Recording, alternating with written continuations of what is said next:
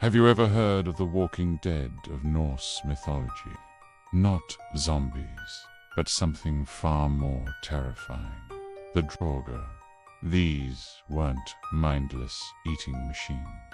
The Draugr were the vengeful, supernaturally strong undead who held onto their memories, their greed, and their rage from when they were alive.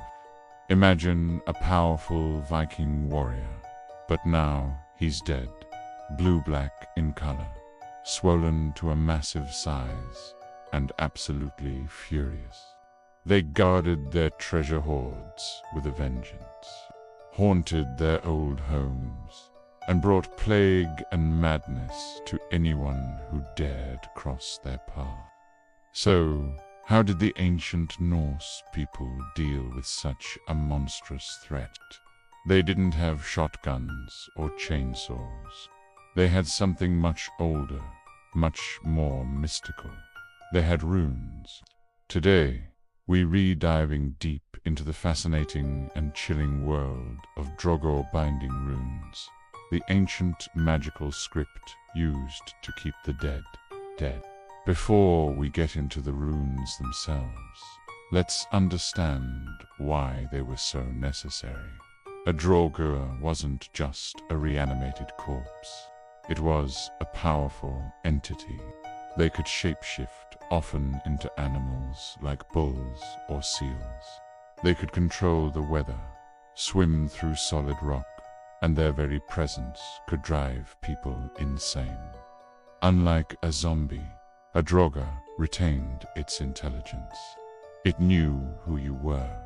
It remembered old grudges, and it was cunning. This meant simply killing it once wasn't always enough. You had to prevent it from rising in the first place. Or if it did, you needed a way to put it down for good. This is where the specific, sacred practice of runic magic came into play. It was a high-stakes game of magical containment. Get it right, and the community was safe.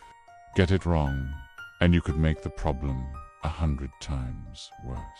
So, what exactly were these binding runes? The Elder Futhark, the oldest runic alphabet, was more than just a writing system. Each rune held a specific power, a concept, a piece of the cosmos. When carved with intent, they were believed to shape reality.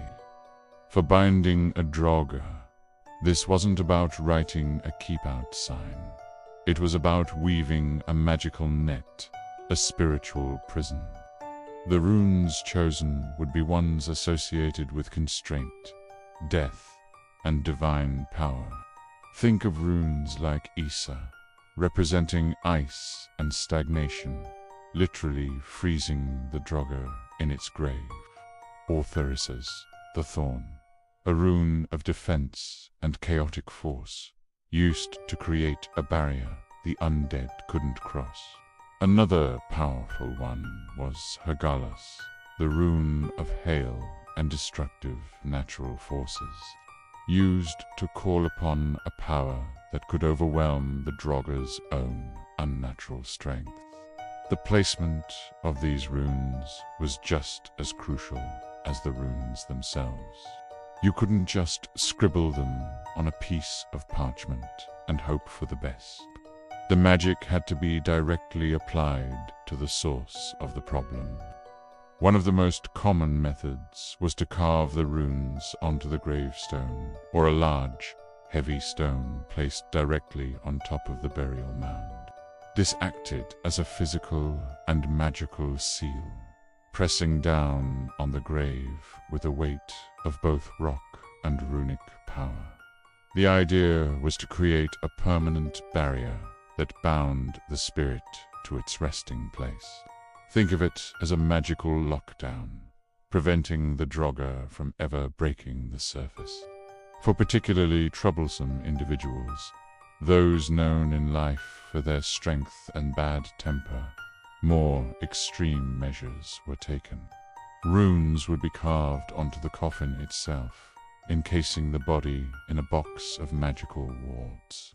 This was like a second layer of defense. If the spirit somehow animated the body, it would still be trapped within the runically charged container. But what if even that wasn't enough? For the most feared potential Draugr, the runes were carved directly into the corpse. This is where it gets really intense. Runes might be cut into the soles of the feet to prevent the corpse from walking, or on the palms of the hands to stop it from using its strength. This was the most direct and potent form of binding, intertwining the magical spell with the very flesh of the deceased to amplify the power of the runes. The Norse often combined them with another potent material, iron. Iron was believed to have properties that could ward off supernatural evil. Think of it as ancient Norse kryptonite for ghosts and monsters. So, you might find iron nails driven through the soles of the feet, pinning the corpse to the coffin floor. Or an iron stake might be driven through the heart of the deceased, a practice that echoes in later vampire folklore. When combined with runes, this created a formidable defense. Imagine a coffin where the lid is not only sealed with heavy stones, but also has binding runes carved on it, with iron nails hammered in a specific runic pattern. It was a multi-layered security system against the supernatural. The process of carving these runes was a solemn and dangerous ritual. The rune master, or Erelus, wasn't just a simple artist. They had to understand the deep meaning and power of each symbol. They would often invoke the gods, particularly Odin, the All-Father, who hung himself from the world tree to gain the knowledge of the runes. They might also call upon the spirits of death themselves, like the goddess Hel, ruler of the underworld, asking her to keep her subject firmly in her grasp. The carving was often done with a special knife, and sometimes the runes were colored with red ochre to simulate blood, further empowering the spell. This was a direct appeal to the cosmic forces of the Norse world, a plea for the gods to enforce the natural order of life and death. But here's the terrifying catch. If the runes were carved incorrectly, the consequences could be catastrophic. A misplaced line, a reversed symbol, or a slip of the knife could not only nullify the binding spell, but could actually empower the Draugr. Instead of trapping it, you might accidentally supercharge it, making it even stronger and angrier. An incorrect rune could twist the intent of the spell, turning a rune of binding into a rune of rage. This is why the task was left to experts who had dedicated their lives to studying runic lore. It was a precise, magical science where a single mistake could unleash untold horror upon a village. The pressure on the rune carver must have been immense. So, let's say the binding was successful. The grave is sealed. The runes are in place. The iron is set. The community could breathe a sigh of relief. But for how long? These runic seals weren't necessarily permanent. Over centuries, the elements could take their toll. A gravestone could crack. A coffin could rot away. The carvings could fade. A broken rune meant a broken spell. In the sagas and folklore, there are tales of Draugr mounds being disturbed, sometimes by accident, sometimes by treasure hunters. If the binding runes were damaged or broken, it was believed the Draugr would be released, free to once again walk the earth and seek its revenge. This is why ancient burial mounds were treated with such fear and respect. They weren't just tombs. They were potential prisons for ancient evils, locked away by a magic that was slowly fading with time.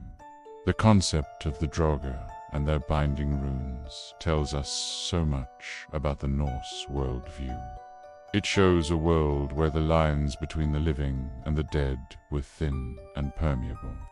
It shows a deep respect for the power of nature, the gods, and the intricate magic woven into the fabric of the universe through the runes. These weren't just spooky bedtime stories. They were practical guides for dealing with the very real fears of a world filled with unexplained phenomena and the lingering presence of the powerful dead. The Draugr represents the fear that death is not the end, and the binding runes represent humanity's attempt to control that terrifying possibility through courage, wisdom, and sacred knowledge. It's a testament to how our ancestors used magic and ritual to bring order to a chaotic and frightening world. Thanks so much for exploring the chilling magic of Draugr Binding Runes with me today. If you enjoyed this journey into the dark side of Norse mythology, be sure to hit that like button and subscribe for more deep dives into history and folklore. Let me know in the comments what other ancient legends you'd like to see uncovered. Until next time, stay curious.